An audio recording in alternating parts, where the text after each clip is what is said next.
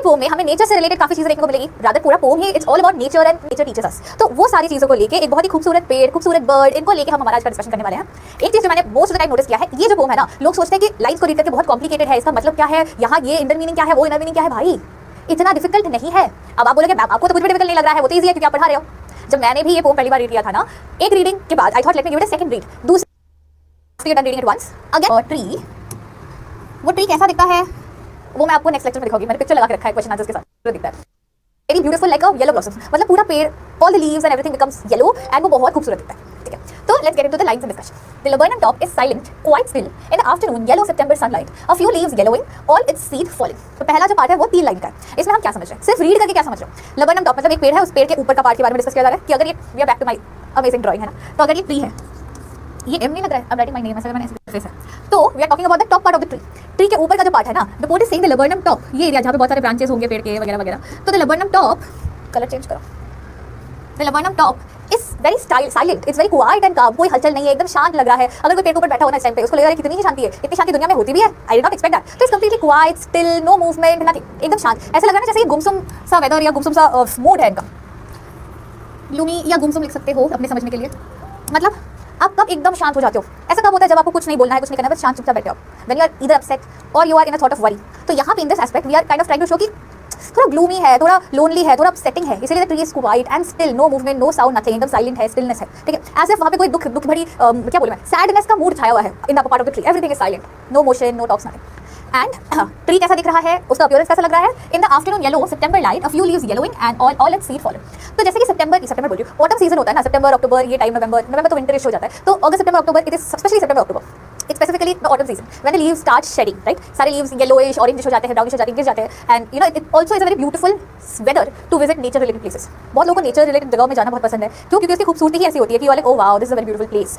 दस autumn season भी ऐसा है जो चीज़ों को खूबसूरत दिखाता है, डिफरेंट कलर्स के वेरिएशंस मिलते हैं। Now at this time it is the autumn season and laburnum का जो पेड़ है ना, वो येलो हो रहे हैं, ग्रीन से येलो हो रहे हैं। ठीक है, तो इट्स बीइंग सेड कि एक तो दोपहर का टाइम है, आफ्टरनून का जो सनलाइट होता है ना, उसका एक ग्लो रहता है, मतलब when it falls on the trees, अगर आप नोटिस करोगे इट ग्लोज, एंड स्पेशली अगर वो पेड़ के पत्ते जो है वो लाइट ग्रीन हो चुके हैं, टर्निंग येलो, वो सनलाइट की लाइट से ना वो लाइट ग्रीन की येलो शेड देने लगता है। तो इट्स जस्ट बीइंग सेड कि कितना ही खूबसूरत लग रहा है ऑटम सीजन में, सितंबर के महीने में सनलाइट आ रही है, एंड देन द लीव्स जो धीरे धीरे येलो हो रहे हैं, अभी कुछ लाइट ग्रीन है, कुछ येलो हो गए हैं, कुछ हो रहे हैं, ऐसा ट्रांजिशन शेड में है। एंड इस ट्री का जितना भी सीड रहता है ना, सीड्स होते हैं ना, जैसे कि आगे भी और भी पौधे उगते हैं, तो the seeds of this tree और पत्ते जो है गिरने के पहले स्टेज में है, येलोइंग हो रहे हैं अभी वो। ठीक है, लाइट ग्रीनिश, येलोइंग, येलोइश ऐसा कंडीशन है। ठीक है, तो basically here we are explaining how the laburnum tree looks like। इन 3 लाइंस में we are explaining how the laburnum tree looks like।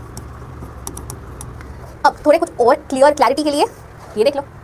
Poet describes the laburnum tree looks even more yellow when the yellow sunshine falls on its yellow leaves। जैसे मैंने बोला कि already वो light green या yellowish पत्ते हैं, उसमें जब सनलाइट आ रही है तो वो और भी येलो लग रहा है, और भी खूबसूरत लग रहे थे।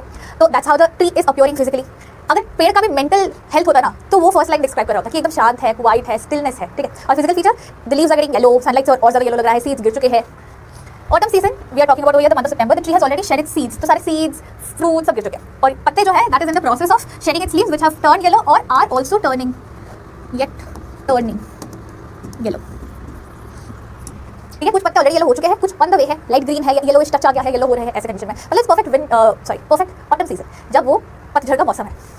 Poet focuses on the top of the tree which is silent due to inactivity and lack of breeze। अब ऑब्वियसली बात है, अगर मैंने इनर मीनिंग का बात किया कि मूड उसका ऐसा है कि एकदम सैड है, अपसेट है, वो मूड हमें पोएटिकली लग रहा है। प्रैक्टिकली जब आप सोचोगे तो पेड़ के ऊपर स्टिलनेस कब होता है, जब कोई हवा नहीं बह रही है, आप रास्ते में निकलो, अगर एकदम अजीब सा ह्यूमिड में नहीं, अजीब सा सफोकेटिंग वेदर फील हो रहा है कि गर्मी है, मतलब द वेदर इज लाइक धूप नहीं है लेकिन हवा भी नहीं है, इट्स अ वेरी अजीब सा स्टिलनेस इन द विंड, मतलब हवा नहीं चल रही, कुछ नहीं, पेड़ एकदम, पेड़ के पत्ते ऐसे हिल भी नहीं रहे, कुछ नहीं हो रहा है, तो that is something weird, right. तो ये वही बोला जा रहा है कि नो ब्रीज, कोई विंड नहीं चल रहा है, and you no it's like ऊपर कोई बर्ड्स भी नहीं है कि बर्ड इधर से उधर ब्रांचेस में जंप करने से फिर ब्रांचेस हिलने लगते हैं, तो देयर इज अ मूवमेंट, कुछ नहीं हो रहा है, there is a weird stillness.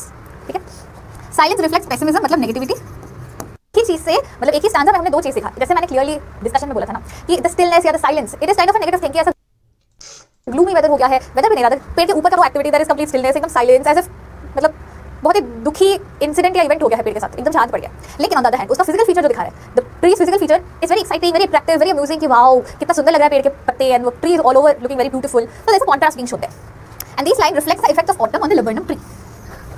Physically या प्रैक्टिकली आप सोचो तो एक पेड़ के साथ ऑटम सीजन में क्या होता है वो रिफ्लेक्ट कर रहा है, या जैसे मैंने बोला how the laburnum tree looks like in the autumn season, वो डिस्क्राइब किया जा रहा है यहाँ पे। ठीक है, इन तीन लाइंस क्लियर है, एक बार देख लो जल्दी से, इसके बाद हम आगे जाएंगे, आगे का लाइन तो जल्दी स्लाइड में डिवाइड कर देती कि ये एक साइड में है, ये दूसरे साइड में। Till the time the goldfinch comes. अब गोल्डफिंच क्या है? Goldfinch is a typical bird, ठीक है, एक खूबसूरत सा है, वो पेड़ के पत्ते, लबरडम ट्री के पत्ते बहुत खूबसूरत दिख रहे हैं, ऐसा वैसा हमने दिखा ना। अब वो शांति पेड़ के ऊपर, वो जो स्टिलनेस है वो कब तक है? Till the time the goldfinch comes. अब गोल्डफिंच क्या है? Goldfinch is a typical bird, ठीक है, एक खूबसूरत सा बर्ड है। आपको पिक्चर मैं नेक्स्ट लेक्चर में इसका भी दिखा दूंगी। It's like almost looks like a parrot, but उसके इधर एक ऐसा लाइन होता है। तो this is a bird, pretty looking bird, वो भी येलो कलर का होता है, गोल्ड लिखा है ना, तो it is also yellowish in shade. तो वो stillness on top of the tree remains till the goldfinch comes. जैसे नहीं होता घर पे सन्नाटा है, जब तक घर का बच्चा घर पे नहीं आता, जैसे ही आ गया एकदम उधम मच गया घर पे, अरे यहाँ कूद रहा है, वहाँ कूद रहा है, ये खेल रहा है, वो खेल रहा है, मम्मी पापा चला है, वैसा ही हाल है यहाँ पे। The tree was completely silent still until the goldfinch bird arrives। जैसे ही वो goldfinch bird आए तभी there like came in movement, there came in the break of silence। मतलब जैसे ही वो goldfinch bird आई, उसके अपने साथ साथ मूवमेंट लेकर आई, चहल पहल लेकर आई पेड़ के ऊपर। जो स्टिलनेस था वो स्टिलनेस ब्रेक हो जाएगा, वो हट जाएगा, ठीक है। The goldfinch comes with a twitching chirrup, a suddenness, a startlement at the branch end। तो ट्विचिंग चिरप मतलब क्या होता है? मतलब एक मूवमेंट के साथ ऐसे बर्ड आई ना, सपोज ये ब्रांच है, ठीक है, अब बर्ड आई, ठीक है, तो ये जो आई वो चिची करते, जो बर्ड्स का जो लैंग्वेज है ना, चिरप चिरप उसको बोला जाता है, sound that the bird is making. तो वो चिची करके आई, प्लस जब आके ब्रांच पे बैठी तो there is a movement in the branch, branch का भी शेप ऐसे ऐसे हिलने लगा है ना, ऐसे ऐसे, ये तो मैं डांस कर रही हूँ, ऐसे ऐसे मूवमेंट होने लगा है ना। अ सडननेस, अ स्टार्टलमेंट, मतलब सडनली साइलेंट पेड़ में, स्टिल पेड़ में एक मूवमेंट आ गया, एक सडन अम्यूजमेंट हो गया, एक सडन लाइक चेंज हो गया। Startlement is like a shocking change, oh suddenly कुछ अलग हो गया at the branch end. Basically बहुत ईजी है समझने में। ये पेड़ है, ये पेड़ के ब्रांच है, ठीक है, ये हमारा पेड़ है, ठीक है, ये पेड़ के ब्रांचेस है। अब सपोज ये गोल्डफिंच बर्ड यहाँ के बैठी, ये जब आई तब वो ब्रांच ऐसे हिलने लगा, तो there is a sudden change in the atmosphere of the top part of the tree, ठीक है। तो ब्रांच एंड मतलब जहाँ पे आके बैठी ना ब्रांच के कोने में, वहाँ सडनली मूवमेंट होने लगा, चहल पहल होने लगी। अब वो धीरे धीरे अंदर आएगी। पहले तो आके एक मतलब जैसे आप घर पे एंटर करते हो, पहले दरवाजे पे आओगे, जूता वूता खोलोगे, है ना, फिर तो अंदर जाओगे। ऐसा थोड़ी है कि दरवाजा खुला ही रहता है, आप जब भी आपको आना है चलते हुए आप अंदर आगे जूता पहन के घर के अंदर घुस गए, ऐसा थोड़ी होता है भाई, नहीं ना। तो वैसे ही for any bird when they enter into that house tree, जो उनका जहाँ पे उनका घर है, उस पेड़ पे जब आते हैं, किसी भी पेड़ पे जब जाते हैं, वो पहले outer corner of the branch पे आके बैठेंगे, फिर धीरे धीरे अंदर जाएंगे ना जहाँ पे उनका घोंसला है या जहाँ उनको जाके बैठने का मन है, फिर धीरे से एकदम ऐसे ही एकदम सडनली, अब्रप्ट सडनली, ठीक है, एकदम सडनली पूरे होश और आवाज के साथ वो ब्रांच के एंड से सडनली यहाँ पे आ जाती है जहाँ पे उसका घोंसला होता है। तो it comes into the trees when there is a chopping, फिर वहाँ से जल्दी से अपने ट्री के अंदर की तरफ आती है। ये ब्रांच का एंड था तो अंदर की तरफ आती है, क्यों? क्योंकि यहाँ पे उसका घोंसला है, ठीक है। डांस का स्टेप बना रही हूँ मैं जो भी है, पता नहीं कौन सा डांस का स्टेप है। शी एंटर्स द थिकनेस, मतलब वो पेड़ के अंदर की तरफ आ गई। यहाँ पे अगर उसका घोंसला है तो यहाँ से वो यहाँ आ गई, यहाँ आके बैठ गई, ठीक है। And the machine starts up of चिटरिंग्स and tremor of wings and trillings. तो क्या हुआ? जैसे ही वो आई घर पे, अगर बच्चा अकेले, सडनली मम्मा आ गई, मामा या पापा आ गए, पापा मामा, ये ऐसा नहीं होता है। तो इट्स द सेम कंडीशन हो गया। जैसे ही वो बच्चों के पास आई, अपने घोंसले के पास आई, सडनली चहल पहल शुरू हो गई, ऐसे मशीन स्टार्ट्स अप, मतलब ऐसा चहल पहल होने लगा कि अरे घर मतलब इतने देर से शांत था, सडनली एक मशीन शुरू से आवाज नहीं आता। बेस्ट एग्जांपल लेती हूँ मैं 3 Idiots पे, how does a machine start, ऐसे चलता है ना। तो यहाँ पे सिमिलर एग्जांपल को रिलेट करो ना, आपके लिए अंडरस्टैंडिंग में इजी होगा। हो क्या रहा है? इट्स बीइंग सेड कि जैसे ही मम्मा घोंसले के पास आई, वो बच्चे जो सो रहे थे, डल थे, चुप से थे, सडनली वो भी जाग गए। Suddenly there is tittering and tremor, मतलब वो बच्चे धीरे धीरे मम्मी के पास जाना चाह रहे हैं, चिट कर रहे हैं। तो वैसे लॉट ऑफ चहल पहल, लॉट ऑफ मूवमेंट। मतलब कभी आपने एक चिड़िया का घोंसला ऑब्जर्व किया है? जब वो अंडे से बच्चे निकल के आते हैं, उस टाइम को कभी भी ऑब्जर्व किया है? मैंने किया है, क्योंकि हमारे मतलब घर के सामने एक लैंप पोस्ट है, एकदम मेरे बालकनी के सामने है वो लैंप पोस्ट, पता नहीं कैसे। और उसके वायर जहाँ से शुरू होता है ना, एकदम वहाँ पे एक बार एक पंछी ने, कौवे ने आते घोंसला डाला था, और अंडे से फूट के जब वो बच्चे हुए थे ना, I used to everyday go and see कि क्या है। It was such a beautiful experience. वो बच्चे ना पूरा टाइम ऐसे ऐसे रहते हैं, जैसे मम्मी आती है वो काँव सुनाई देता है, मम्मी पापा आते हैं, उठ जाते हैं, पापा करते रहते हैं, उनका मुंह खोल, पहले तो एकदम बचपन में आवाज नहीं आती है, बस मुंह खोल के ऐसे मूवमेंट करते रहते हैं, ऐसे आंखें भी बंद रहती है, आंख फूटते भी है कुछ दिनों बाद, मतलब आंख खुलता है कुछ टाइम बाद, ऐसे ऐसे ऐसे करते आ करके मम्मा खाना दे देती है, चली जाती है, फिर वैसे लेट जाते हैं, पूरे टाइम ऐसे ही पड़े हुए रहेंगे, थोड़ा ऊपर की तरफ चढ़ ना, मम्मी इधर आओ, हैप्पी ना। सडनली वो ग्लूमी था ना पहले, अभी all of a sudden happy हो गया। The whole tree trembles and thrills, it is the engine of her family. मतलब ये पेड़ जो है ना, ऐसा लग रहा था इस मशीन से ही खुश, मतलब उसको खुशी इस मशीन से मिलती है। एज इफ ये पेड़ में जब ये बर्ड्स आके, सारे छोटे baby birds, the mother birds, जब ये सारे होते हैं ना, तब इनकी खुशी का इंजन शुरू होता है, तब यहाँ पे चहल पहल मचती है। अदरवाइज जब ये नहीं होती है, मदर बर्ड नहीं होती है, तो बच्चे भी सो रहे होते हैं, पूरा मशीन ही बंद होता है, ऐसा लगता है कि पेड़ भी एकदम स्टिल हो गया है, कोई आवाज नहीं, कुछ नहीं। मम्मा बर्ड आती है तो सारे बच्चे भी चल जाते हैं, मम्मा भी उनसे बात करते हैं, तो देखो चहल पहल हो रहा है। She strokes it full, then flirts out to a branch end. इस फ्लर्ट का ये मतलब नहीं है कि मम्मी बर्ड दूसरा पापा बर्ड लेकर आती है या किसी और मेल बर्ड के साथ फ्लर्टिंग करती है जो आप लोग करते हो, ये मतलब नहीं है, ठीक है। इस फ्लर्ट का मतलब है हल्का सा मूवमेंट करना, ठीक है, हल्का मूवमेंट है। This is not the flirt you are expecting. तो अपना माइंड वापस पढ़ाई पे लेकर आओ, अपने हसीना या हसीन के बारे में सोचना बंद करो, वापस आओ। तो she strokes it full, then moves briskly या moves slightly out to a branch and showing her barred face identity mask. क्या होता है ना, लास्ट में खाना वाना दे दिया मम्मा ने, बच्चों को खिला दिया, फिर धीरे से मतलब क्या करती है, जब वो एंटर की, उस सीन को सोचो, व्हेन शी एंटर्ड, पहले आके ब्रांच के एंड में बैठी थी, फिर जल्दी से अंदर आ गई थी, है ना। तो सिमिलरली अंदर जब यहाँ पे घोंसले में उसको खाना वाना खिला दिया अपने बच्चे को, सब डन, एवरीथिंग इज सॉर्टेड, अब उसे वापस निकलना है खाने के खोज में, तो वो जल्दी से इधर से पुक करके इधर आ जाती है, फिर धीरे से यहाँ से टेक ऑफ करके निकल जाती है। सेम थिंग इज हैपनिंग यहाँ पे कि शी स्ट्रोक्स इट फुल, पहले जैसे लिजर्ड की तरह एकदम स्टेल्थीली जुश करके इधर आ गई थी ना, वैसे जुश करके बाहर की तरफ आ गई, रिवर्स हो रहा है। स्ट्रोक्स इट फुल पहले, फिर धीरे धीरे करके मूव करते करते ब्रांच एंड के पास आई, फिर बाय बाय, ठीक है। अब इसको थोड़ा क्लैरिटी और लेते हैं, अभी हम मसी के साथ प्रॉपर अंडरस्टैंडिंग लाइन में से देख रहे थे, अभी let's get a clarity. So the second stanza, the entire thing, describes the arrival of the yellow goldfinch bird, which comes with a twitching chirrup that awakes the souls of the tree. Pessimistic silence ends. The creature inside the tree comes alive. As I said, जब वो goldfinch bird पेड़ पे आती है तो जो silence था पूरे पेड़ पे, जो नेगेटिव ग्लूमी इफेक्ट था, वो सडनली हट जाता है, घने काले बादल हट जाते हैं ऐसा लगता है, और suddenly there is a bright time जहाँ पे सिर्फ मदर गोल्डफिंच नहीं बल्कि बच्चे गोल्डफिंच भी जाग जाते हैं कि अरे मम्मी आई ये चल रहा है, ठीक है. Silence and creature inside the tree comes alive. What she does, she sits at the edge of the branch before entering suddenly inside the dense leaves and flowers of the tree with the agility of a lizard. पहले जैसे मैंने बोला पेड़ के बाहर की तरफ बैठती है, फिर लिजर्ड की तरह एकदम फ्लेक्सिबली वुश करके अंदर की तरफ आ जाती है पेड़ के जहाँ पे उनका घोंसला है. She has her younger ones safely nested inside the tree and wants to keep their presence a secret. छुपा के रखा है. धन होता है सभी के पास है, सब छुपा के रखते हैं. 3 Idiots अगेन, है ना. तो धन सभी के पास होता है. वो बाहर की तरफ मतलब दूसरे बर्ड्स को अगर पता है और जिसका अब अगर एज पे हुआ घोंसला तो there is risk of that falling off also, right. लेकिन पेड़ के अंदर की तरफ है तो वो बर्ड्स भी नहीं गिरेंगे, नेस्ट भी एकदम सेफ सिक्योर है. अगर बर्ड्स नेस्ट के बाहर भी आते तो वो पेड़ के किसी न किसी डाली में ही होंगे. तो एवरी सेफ्टी सोच के और वो अपने घोंसले को अंदर की तरफ रखी है, ठीक है. As she enters the tree, it seems as if the machine inside the tree has started, with her young ones twittering excitedly at the side of their mother, with food thrill at her side, fluttering their wings and chirping happily. जैसे जो exactly मैंने बोला ना वही scene है. मम्मा को देख के ऐसा लगा, तो बच्चे चिल्लाने लगे तो ऐसा फील होने लगा कि वो पेड़ का मशीन बंद था. जैसे ही मम्मा बर्ड आई पेड़ का मशीन शुरू हो गया. And suddenly things are happy now, things are different now, it's not so calm and quiet and still. Excitement of the bird family makes the entire tree, which acts like an engine, shake with pleasure. पूरा tree कैसे shake कर रहा है? The meaning of this part is branches of the trees were shaking, क्योंकि movement हो रहा है ना. वो बर्ड्स भी हिल रहे हैं, मदर बर्ड एक बार खिला रही है, बैठ रही है, खिला रही है, बैठ रही है. तो there is a movement kind of sort of happening there. तो चली है ना, पेट्रोल खत्म हो गया तो गाड़ी चल पाती है नहीं ना. वैसे ही दिस इज बीइंग सेड, ये जो एक्ट है या जो ये एक्शन है of the mother bird coming, बाकी बच्चे खुश हो गए, देयर इज सडन एक्साइटमेंट, ये एक्शन या ये पूरा प्रोसेस ये फ्यूल है पेड़ के इंजन को चलाने के लिए, ऐसा दिखाया जा रहा है. मतलब the tree is all over gloomy, लेकिन पेड़ को खुश रखने के लिए या पेड़ को लंबे टाइम उसका लाइफ वो हाउस रेट प्रोटेक्ट करवा, क्यों होता है पति का लाइफ लंबा करने के लिए ना. तो वैसे ही दिस इज एन एक्ट. या गाड़ी में पेट्रोल क्यों भरते हैं? ताकि वो चले, पेट्रोल नहीं है तो रुक जाता है, ठीक है. That is the essence of this. ले जाते हैं, इट्स लाइक फ्यूल खत्म हो गया, अब end of the branch and reveals sorry है बंद है, ठीक है. That is the essence of this. The bird quickly moves to the end of the branch and reveals her yellow face with a black patch which resembles a mask. अब इसका जो face है, black patch नहीं, reddish patch. अब birds अलग अलग colours के हो जाते हैं, same species, but yellow bird है उसका कैसे रेड या ब्लैकिश मार्क होता है. यहाँ पे एक नाक होता है, there is a black circle around their eye. तो बर्ड जब वो जाने वाली होती है पेड़ से वापस, तो ब्रांच के एंड में आके ऐसे घूमती है, सबको अपना चेहरा दिखा देती है कि चलो चलो भाई अब सो जाओ बच्चे, मैं जा रही हूँ, फिर निकल जाती है वहाँ से. तो when she turns and shows her face, उसको देख के ऐसा लगता है कि कोई मास्क पहनी हुई है. क्यों? क्योंकि वो colours and the shades that are there in her face, that also feels like a mask that she is wearing, ठीक है. सॉर्टेड. एक बार देख, कट मत निकालना. No springs, she launches away towards the infinite. बहुत easy है, बहुत simple. और मेरे एक बार देख लो जल्दी जल्दी. और मेरे एक्शंस का कोई मजाक बना के कट मत निकालना. No cuts allowed. With eerie dedicate whistle, chirrup whisperings, she launches away towards the infinite. बहुत easy है, बहुत simple है कि जैसे वो आई थी वैसे ही suddenly she goes away to the infinite, मतलब open sky. वो फिर से उड़ जाती है कहीं. तो मैं इसको क्लियरली समझाती हूँ. सबसे पहला चीज़ eerie dedicate. eerie का मतलब क्या होता है? अगर मैं आपको रिलेटिवली समझाऊँ, कुछ रोंगे खड़े करने लायक या कुछ डराने लायक सब. क्या भाई क्या प्रॉब्लम है, क्यों हो जाता है ऐसे?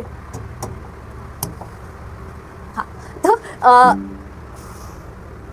इतना परेशान करते हैं, बोर्ड परेशान करता है. मैं दरवाजा लॉक किया कि कोई आके परेशान ना करे तो बोर्ड परेशान करने लगा. हाँ वापस आते. तो then with the eerie dedicate whistle chirrup whispering she launches away. तो बेसिकली ये कह रहे हैं ईरी का मतलब होता है कि कुछ हल्का डरावना या हल्का गूज़बम्प फीलिंग, ठीक है. तो suddenly the departure of the mother goldfish bird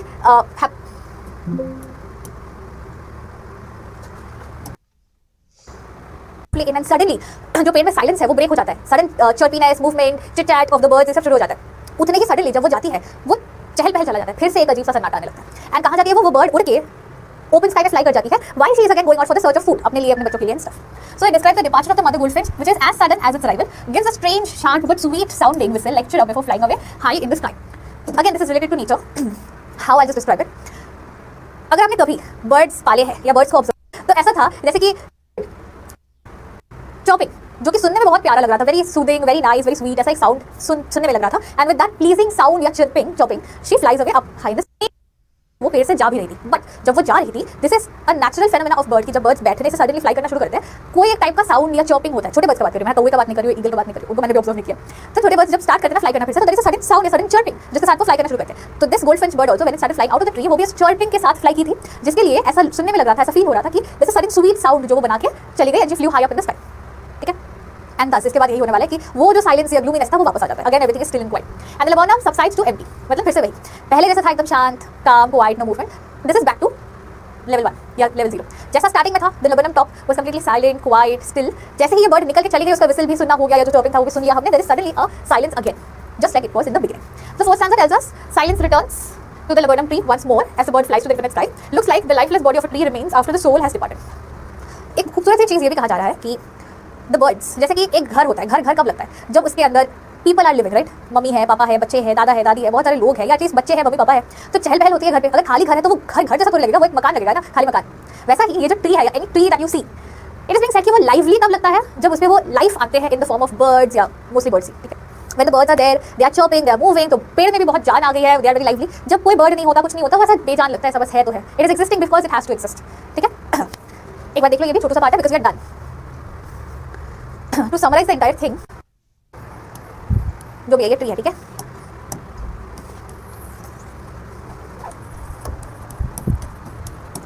ये ट्री है। अब इस ट्री में यहाँ पे एक घोंसला है, जिसके अंदर छोटी छोटी बेबी बर्ड्स सो रहे, ठीक है? छोटे छोटे बेबी बर्ड्स इसके अंदर सो रहे होते हैं। अब जो मम्मी बर्ड आ गई, मम्मी बर्ड आके जब पे है तो बच्चों को वो खाना खिलाती है। जब वो आती है तो बच्चे जाग जाते हैं, मम्मी मम्मी मम्मी चुप चुप चुप चुप करते रहते हैं। बच्चों को खाना खिलाती है, the whole tree suddenly has a lot of happiness, liveliness, sound, movement, everything. खाना खाना हो गया, फिर वो उड़ के यहाँ अपने पोजीशन पे वापस आ जाती है और फिर यहाँ से फ्लाई करके निकल जाती है, ठीक है? तो जब वो चली जाती है तो अगेन द ट्री बिकम्स काम, क्वाइट, शांत, just how it was before the mother bird arrive, ठीक है? ये समरी है। बाकी मशीन क्या है? How does the bird babies doubts rise up होंगे कि मैम ये रखना ही नहीं डाउट, ऐसे क्लास में पढ़ो कि डाउट ही ना आए। अब पहला चीज़ ये क्लियर कर लेते हैं कि क्वेश्चन पूछा जा सकता है कि जो बर्ड है, मदर गोल्डफिंच बर्ड है, उसने अपने बच्चों को सेफ कैसे रखा है? इन डेप्थ मैंने उस टाइम पे आई थिंक मस्ती में मैं ऊपर बता दी थी कि जो प्रैक्टिकली लिटरल चीज़ है, इनर मीनिंग समझो। जो लबरनम ट्री होता है ना, वो पेड़ को कहा जाता है कि उसका जो बॉडी है, apparently the body of the laburnum tree just like hemlock tree, class 10 में पढ़ा था, 10 में हेमलॉक ट्री पॉइजनस माना जाता है। तो ऐसे जो लबरनम ट्री होता है ना, उसका जो बार्क है, इस बार्क को पॉइजनस माना जाता है। तो लोग वैसे भी इसके बहुत पास नहीं आते, दूर तक आ सकते हैं, बहुत पास नहीं आएंगे। अब अगर ये ब्रांच है, ब्रांच के एंड में अगर घोंसला है तो दूर से यहाँ पे कोई भी उस घोंसले को हार्म कर सकता है ना।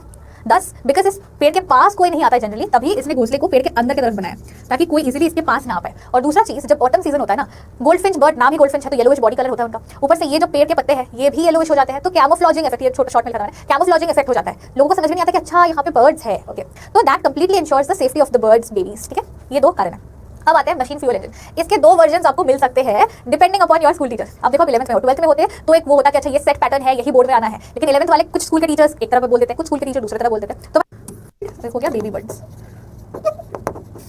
Baby birds are the engine, और बेबी बर्ड्स को जगा तो पूरा मशीन नहीं बोला जाता। एक वर्जन ऐसा भी होता है कि जब मदर बर्ड आती है, मदर गोल्डफिंच आती है, इन केस नंबर 2 कि इंजन शुरू हो जाता है, मतलब वो मम्मी बर्ड आती है, सारे हेल्प होने लगता है, इंजन शुरू हो जाता है तो पूरा मशीन अलाइव हो जाता है, एक्टिव हो जाता है। ये दो केसेस आपको या तो ये स्कूल में कोई एक केस मिलेगा आपको, इन दोनों में से। तो जो भी मिलता है उसे बना लो, क्योंकि स्कूल टीचर मार्क कर रहे हैं। बोर्ड का होता है जैसे 10th का 12th का, मुझे पता होता है कि एग्जामिनर एक्जैक्टली क्या आंसर चाहते हैं। बट जब भी 9th या 11th होता है ना, एक चांस रहता ही रहता है कि स्कूल टीचर बोलेंगे नहीं मैंने तो ये बोला था, मैंने बोला था यही देना है, तो यही देना है। लिटरेचर है, अब वेरिएशंस मल्टीपल बन सकते हैं। तो इन दोनों में से जो भी आपके पास आते हैं, सबसे पहला पर्सोनिफिकेशन है। पर्सोनिफिकेशन क्या होता है? जब आप ह्यूमन क्वालिटी दे रहे हो किसी नॉन ह्यूमन चीज को, है ना? तो यहाँ पे पेड़ को साइलेंट बोला गया, शांत पेड़ है, कोई मूवमेंट नहीं कर रहा है, चल नहीं रहे हैं, हिल नहीं रहे हैं, तो that is a human quality. चुप रहना is a human quality, move करना इज अ ह्यूमन क्वालिटी।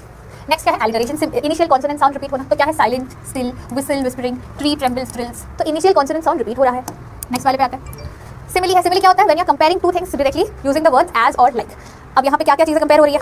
लोग मुझे मैसेज क्यों कर रहे हैं? Don't message me, I am teaching. तो सिमिली में कंपेयर क्या हो रहा है? स्लीक एज अ लिजर्ड, उस बर्ड के मूवमेंट को लिजर्ड के मूवमेंट के साथ कंपेयर किया जा रहा है। बर्ड्स मूवमेंट भाई। नेक्स्ट क्या है? अजॉनेंस।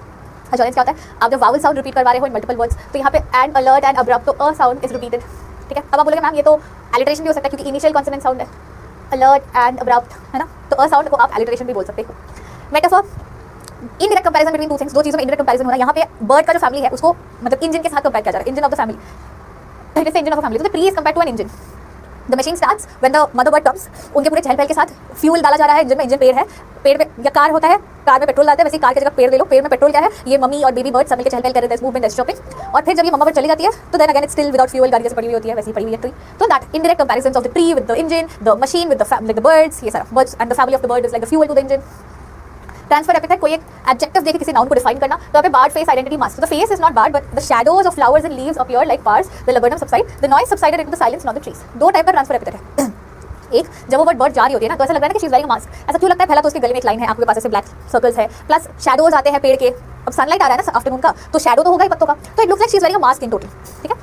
ओनोमैटोपोइया क्या होता है? जब आप actual sound chirpings, chitterings, baby bird के साउंड्स या उस गोल्डफिंच बर्ड का साउंड जो वो कर रहे हैं। एंड ऑक्सीमोरन, तो opposite things being used together. Eerie, delicate, तो ईरी इज स्ट्रेंज और frightening, delicate is soft and exclusive. तो दो ऑपोजिट चीजों को साथ में यूज किया है। सॉर्टेड, वर्डिकल वाइज ऑल्सो डन, पूरा पोम क्लियर है, बहुत ही सिंपल पोम है, मतलब बेसिक मीनिंग एक ही है, it's very simple, but language ऐसा है कि लोगों को लगता है ओ माय गॉड कितना डिफिकल्ट है, ठीक है। मिलेंगे हमारे सेकंड लेक्चर में with a lot of question answers and stuff. Hello my rock stars, कैसे हो आप सब? तो I hope all you are lovely are good and fine. तो अब हम करने वाले हैं lecture 2 of the learning top, and as you know हम क्वेश्चन आंसर्स के टाइम पे एकदम सीरियसली करते हैं। क्यों? क्योंकि हमें क्लैरिटी की जरूरत है, राइट? तो क्वेश्चन आंसर्स के थ्रू हम बहुत चीजों को लेकर एकदम क्रिस्टल क्लियर हो जाएंगे ताकि पूरे चैप्टर में कोई डाउट्स, कोई कंसर्न ना रहे। ओ माय गॉड, मैं तो हटा ही दिया, जो we are not expecting, but just to show you the pictures मैंने ये एक दो क्वेश्चंस रखे हैं पहले के दो। तो लर्निंग टॉप को हिंदी में अल्तमास कहते हैं। ओ माय गॉड, मैं तो हटा ही दिया वर्ड को, ऑनेस्टली स्पीकिंग, और वो कुछ ऐसे दिखते हैं, ठीक है। ये मैंने है, ठीक है। तो ये हो गया question. Local bird, which local bird is like a goldfish? तो this looks like a goldfish, और ये लोकल बर्ड्स है। एक्चुअल गोल्डफिश कैसे होता है वो गूगल कर लेना। तो this is an Indian goldfish, जैसा मतलब Indian version of goldfish which is like routine और ringneck, looks like a parrot. इसके यहाँ पे काला एक लाइन होता है, अगर आप क्लियरली देखोगे ऐसे रेड मार्क होता है, ठीक है। मैं बायो की पढ़ा रही हूँ। अब पीछे मैम का काम है ना। What do you notice about the beginning and end of the pome? हम ये नोटिस करते हैं कि दोनों सिमिलर है। इट्स बैक टू लेवल 0, मतलब स्टार्टिंग में भी साइलेंस था पूरे पेज में, लास्ट में भी हो जाता है। The similar thing in the beginning and ending of the pome is that the laburnum tree is still and silent on both the times, ending and the beginning. Next question, to what is the bird's movement compared to lizard? What is the basis of the comparison? The movement, ठीक है। जैसे वो move करते रहते हैं बहुत alert वे में कि गिर ना जाए, कुछ हो ना जाए, सीधा अपने बच्चों के पास ही जाऊँ मैं, एंड सडन होता है बहुत ज्यादा, जैसे लिजर्ड भी होता है, ऐसे बैठे होता है, उन्होंने एक इंसेक्ट देखा तो लगे जाके पकड़ लेते हैं। तो the bird's movement is compared to that of a lizard. The basis of comparison is that the goldfinch movement is sudden and abrupt, which is quite similar to the movement of a lizard. अब ये question 2 mark का है। ये same question आपको 4 mark का भी मिल सकता है, जो हमें कुछ क्वेश्चन के बाद दिखेगा, तो वो क्वेश्चन खुद सॉल्व करना, ठीक है। उसमें मैं डिस्कस नहीं करूंगी। Same question, what do you like the most about the pome? अभी ओपिनियन बेस्ड है, आप अपना ओपिनियन डाल सकते हो, but this is a standard answer कि सबसे ज्यादा अच्छा पोम के बारे में क्या लगा। तो I like the description of the laburnum tree laden with yellow flowers. Apart from this, yellow flowers or leaves. Apart from this, I also like the arrival of the bird, which changes the silence of the tree into full noise and activity. ठीक है, यही तो अच्छी चीज है, और क्या अच्छी चीज है। What does the phrase her barred face identity mask mean? यही है कि जब वो जा रही थी, ब्रांच के एंड में जाकर बैठी है, उसके बाद वो उड़ जाएगी, उस टाइम पे जब वो अपना फेस रिवील करती है या फेस ऐसे दिखाती है कि मैं जा रही हूँ काइंड ऑफ, तब क्या होता है, एक तो उसका अपीयरेंस जो होता है, दो round colour on the neck and then the eyes, और ऊपर से सनलाइट के लिए एक रिफ्लेक्शन बनता है, तो वो पत्तों का रिफ्लेक्शन ऐसे फेस पे आता है, तो इट लुक्स लाइक कि उन्होंने मास्क पहना हुआ है दूर से अगर आप देखो तो। The tree has flowers and leaves that fall like bars, and when the bird sits behind the flowers and leaves, the shadow of the flowers and leaves on her face looks like she's wearing a mask that has bars on it. Thus, barred is an actual adjective for the flowers and has been transferred and applied to the bird. ठीक है, clearly बता दूं एक और बार कि जब वो पत्ते और फ्लावर्स ऑफ द ट्रीज का रिफ्लेक्शन पड़ता है ना सनलाइट की वजह से उसके फेस पे, तो ऐसा लगता है उसने मास्क पहना हुआ है, क्रिश जैसा, ठीक है। So that's why it is said barred face identity mask. The yellow colored leaves of the tree signifies what? That the tree is dying. It was autumn season. The sun was at its highest. That the tree was going to shed its leaves. It was autumn season. How weather changes the tree? That the tree needs kind of rejuvenation to show the tree's purpose for a bird. Now I think it's option B, to show how weather changes the tree. Let's check. Oh, I think it's option number A. You symbolize the condition as silent yet beautiful. पूरा yellow colour ही बोला है ना, तो showing silence yet beautiful। ये भी हो सकता था, बट अगर वो सिर्फ और सिर्फ पत्तों के बारे में, फ्लावर्स के बारे में, पत्तों को डिफाइन कर रहे होते, डिस्क्राइब द लीव्स करते, तो this would have been more prominent. A is the correct answer. When did the death-like tree become alive? By the arrival of the goldfinch bird. As the bird is described as fuel for the tree, alert as a lizard, beautiful as the tree, both B and C. Alert as a lizard तो है, beautiful as the tree, I think it's B. How does the tree change with the coming of the bird? Becomes active, becomes lively, becomes a source of life, all of the above? Yes. Who is making the chirping sound with the छोटे-छोटे baby birds? Goldfinch के जो baby birds है। What is the phase of machine starts up reference to? मतलब suddenly bird आई तो सारे chirping start हो गया, तो ऐसा लग रहा है कि वो पेड़ एक मशीन है जो शुरू हो जाती है when the engine comes in, the mother bird comes in, ठीक है। So there's suddenly an activity happening in the tree, liveliness and activity. How is the tree transformed during the bird's visit? How is the tree transformed during the bird's visit? हाँ, easy question है। मतलब पहले silent था वो पेड़, फिर बाद में जैसे वो बर्ड आती है तो suddenly there is a lot of चहल पहल, फिर जब बर्ड चली जाती है तो फिर से साइलेंट हो जाता है। After the goldfinch arrives on the tree, the silent and still laburnum tree suddenly starts trembling and moving. The whole tree comes to life as the chicks या babies of the goldfinch bird makes a lot of noise as they chitter on seeing their mother. To what is the movement of goldfinch compared to? ये मैंने बोल दिया है कि 4 mark का आएगा, खुद कर लेना तो कर लेना। Then sleek as a lizard and alert and abrupt, she enters the thickness. Explain the given line. ये भी हमने पहले कर लिया है। Lizard जैसे नहीं होते कि एकदम क्या बोलते हैं, अलर्ट को हिंदी में क्या बोलते हैं, एकदम she is ready and prepared कि अच्छा इस इंसेक्ट को ऐसे पकड़ना चाहिए, तो वैसे एकदम अलर्ट है, सडन आई है, ऐसे स्लो मोशन में उड़ते हुए उड़ता वहीं पे रूह ऐसे नहीं आ रही थी, वो सडन अंदर आती है ना, तो sleek as a lizard. Lizard is a quick moving animal, very alert and its movement are sudden. In the given line the arrival of the goldfinch on the laburnum tree is described its movement as alert and sudden just like that of a lizard. This is done to avoid getting the attention of the predators. बहुत सारे बड़े birds या वो होते हैं ना जो आके छोटे बर्ड्स को खा लेते हैं, या कुछ एनिमल्स होते हैं जो खा लेते हैं या हंट करते हैं, ह्यूमन बीइंग्स हंट एनिमल्स या बर्ड्स, राइट, तो उनसे बचने के लिए जुट करके जोर से चली जाती है। How does the laburnum ensure security for the nestlings? How does the laburnum ensure security for the nestlings? उसको बीच में मतलब एंड की तरफ नेस्ट को नहीं रखा है, पेड़ के बीचों बीच अंदर के पार्ट पे नेस्ट को रखा है। Bark and the seeds of the laburnum are poisonous, so predators normally do not come near the tree. Apart from this, its yellow flowers and yellowing leaves in the autumn season, complemented by the yellow-colored feathers of the goldfinch, help in camouflaging the nestlings from the predators. ये हमने पहले discuss कर लिया है in the lecture poem explanation में, ठीक है। Explain the line, ये होमवर्क है, इसलिए आंसर नहीं लिखा हुआ है। नेक्स्ट आंसर चाहिए ही चाहिए, कुछ भी हो जाए, खुद क्वेश्चन रीड करना, आंसर देना मुझे। अच्छे से पढ़ाई करो, stay smiling and happy, signing off teacher. Thank you.